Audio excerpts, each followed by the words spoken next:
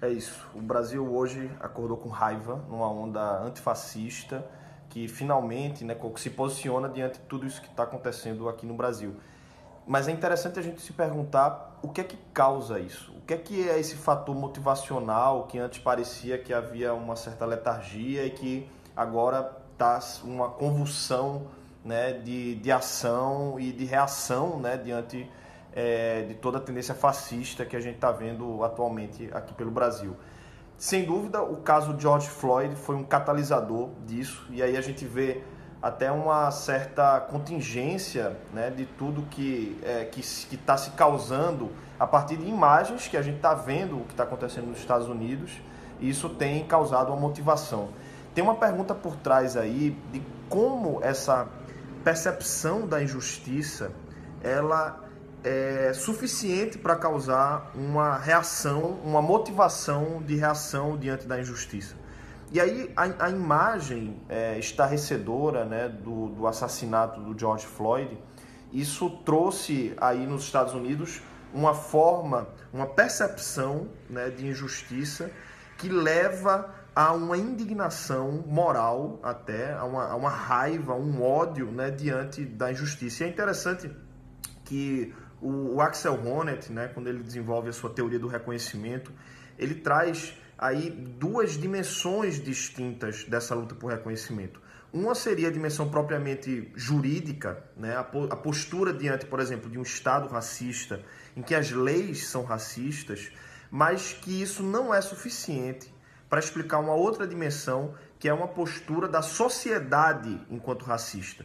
Né? Se a gente lembrar, as leis que foram catalisadas a partir do movimento dos direitos civis nos Estados Unidos, na década de 60, você tem ali uma clareza diante de uma reivindicação, que é uma reivindicação por direito ao voto, que foi depois sancionada em 1965, mas evidentemente que a judicialização, digamos, o reconhecimento jurídico de uma desigualdade, de uma forma de injustiça, em que os negros não eram reconhecidos iguais aos brancos, aquilo não era suficiente para, a partir daí, acabar o racismo nos Estados Unidos.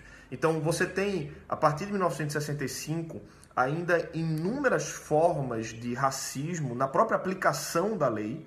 Então, o Estado ele continua racista em dificultar os negros a ter direito aos votos, na forma como as leis, por exemplo, de combate às drogas, elas distinguiam explicitamente aquilo que seria causado, digamos assim, como teria como alvo a população negra nos Estados Unidos, como, por exemplo, o combate ao crack, cujas penas eram completamente desproporcionais ao combate à cocaína, por exemplo. Então, isso é um exemplo de como as leis, por si mesmo, elas podem ser racistas. Mas o que eu acho interessante no que está sendo catalisado tanto nos Estados Unidos quanto agora num discurso antifascista no Brasil é uma percepção de que a injustiça ela continua do ponto de vista social, né? Então a sociedade é racista, isso ainda não se resolve com um reconhecimento,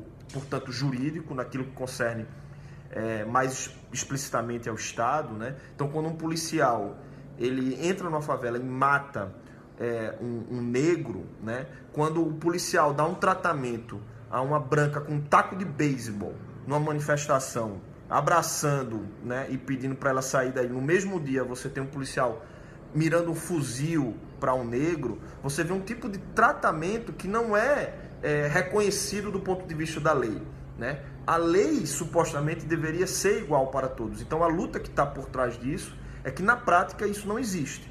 Então esse tipo de luta por reconhecimento social, ele é muito mais difuso, ele é muito mais complexo, porque ele está dizendo, quer dizer, ele não tem uma clareza, né? A partir de um reconhecimento, por exemplo, jurídico, alcançamos o nosso objetivo enquanto demanda. Não, ele é muito mais difuso e por isso é mais difícil de ser, de encontrar, né, uma manifestação. Por isso a forma de violência, né, que a gente vê nisso, ela é uma forma de gritar, né, uma forma inclusive legítima, né, de dizer, olha, o Estado não está reconhecendo as leis como deveria, né? Então, essa forma de luta por reconhecimento social mais difusa, mais complexa, ela aponta também para o limite que é o reconhecimento jurídico.